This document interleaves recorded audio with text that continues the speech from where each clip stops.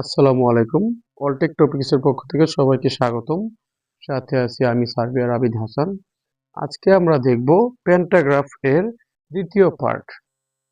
তাহলে আজকে আমরা কথা না বাড়িয়ে সরাসরি আমরা কাজে চলে যাই। সেক্ষেত্রে একটু বেশি কিছু দেখা যাবে খুব শর্ট টাইমের ভিতরে।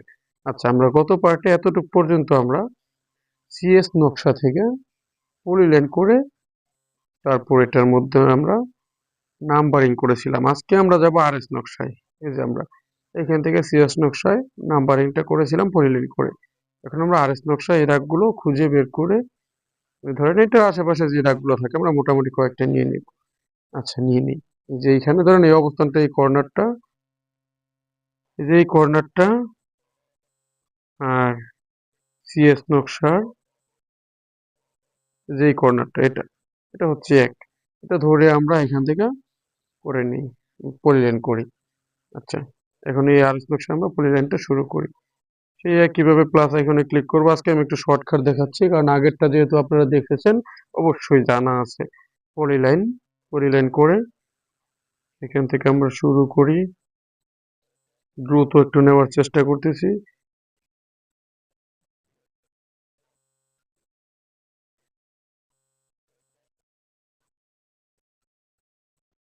আমরা পলিলাইনটা শেষ করার পরে আবার এটাতে নাম্বারিং করব। এই জিনিসগুলো তো আপনাদের দেখা পুরনো, সেজন্য আজকে আর বারবার রিপিট দেখাচ্ছি না বা মার্কিং করে দেখাচ্ছি না। আমি শুধু আমার কাজগুলো দ্রুততার সাথে করতেছি, যেন আজকে মোটামুটি এই ভিডিওতে অনেক কিছু দেখাতে পারি।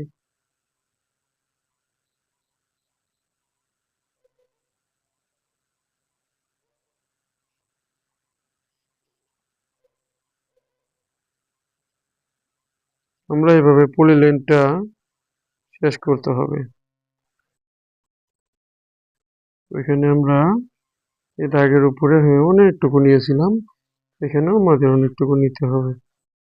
আমরা প্রথমে সাইডগুলো মার্কিং করে নিয়ে নিই, যে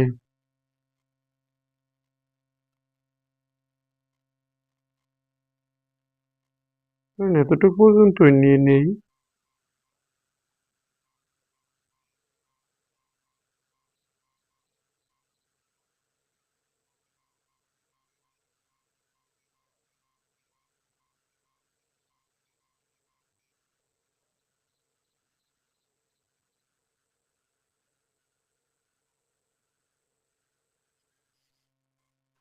আমরা এই এতটুকু পর্যন্ত নিয়েছি, এটা আস্তে আস্তে আমরা পলিলাইনটা শেষ করি।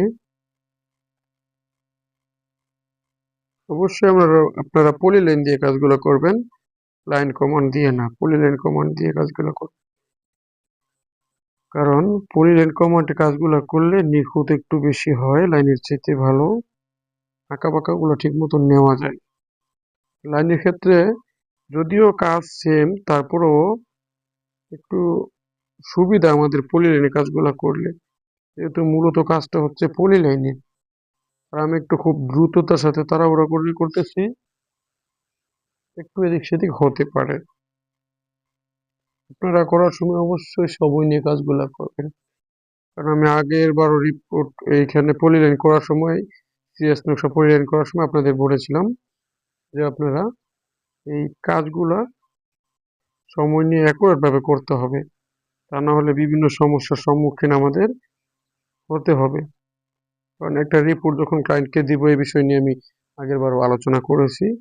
একই কথা দ্বিতীয়বার বললে আপনাদের শুনতে খারাপ লাগবে, সেজন্য ওইসব বিষয়ে বলতেছি না। কিছু কিছু বিষয় আছে কাজ করলে আপনার ভিডিওগুলো লং হয়ে যায়, কিন্তু কাজটা একদম সিম্পল।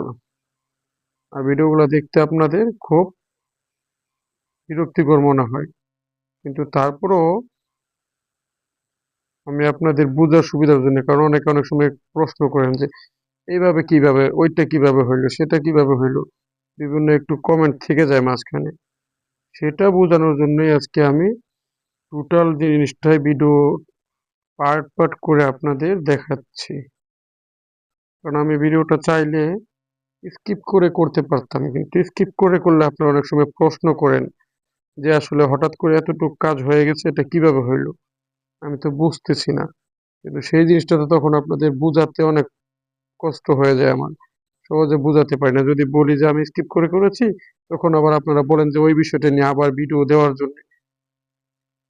সেক্ষেত্রে তো ওইভাবে আবার এই একই বিষয় নিয়ে দ্বিতীয়বার একটা ভিডিও বানানো খুব কষ্টসাধ্য বিষয়।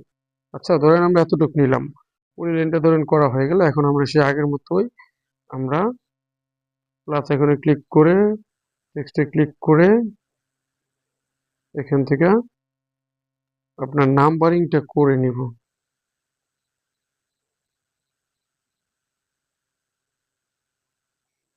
নাম্বারিংটা করার জন্য আমরা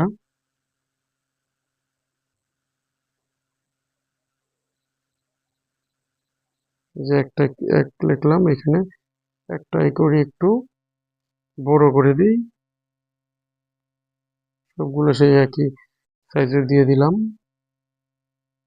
এখন আবার ক্লোন করে সব জায়গায় বসিয়ে দিই, প্রতিটা প্লটে প্লটে।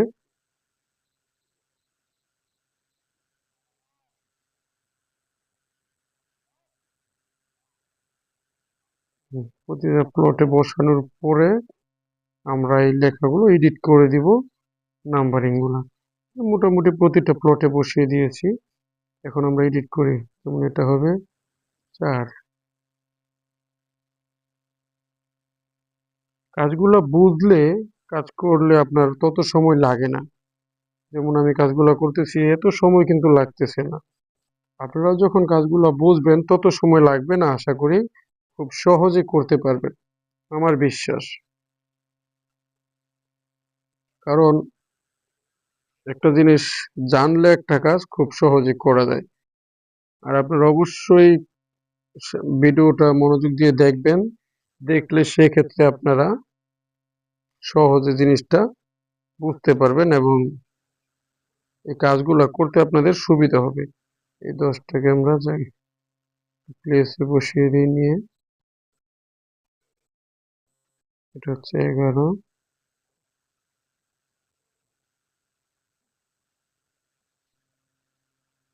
এটা হচ্ছে 11।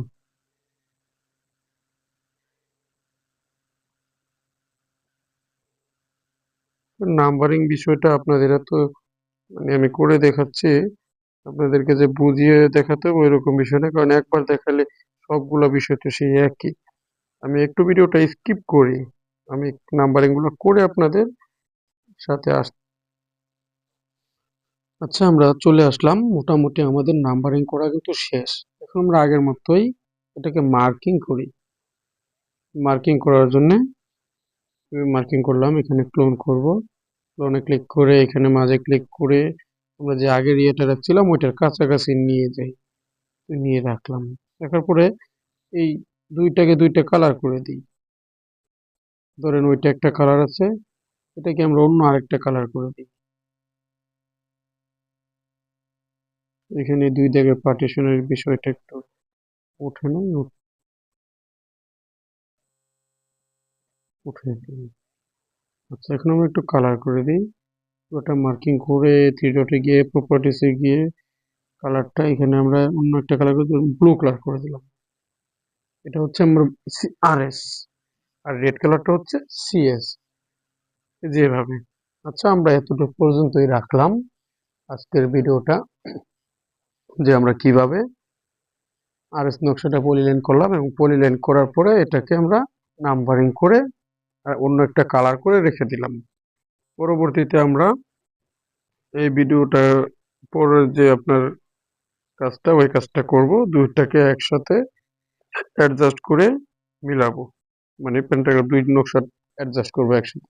তখনই বোঝা যাবে যে আসলে কোনটা কত দাগ হয়েছে ভেঙে, ওই জিনিসটা সহজে বুঝতে পারবো আমরা।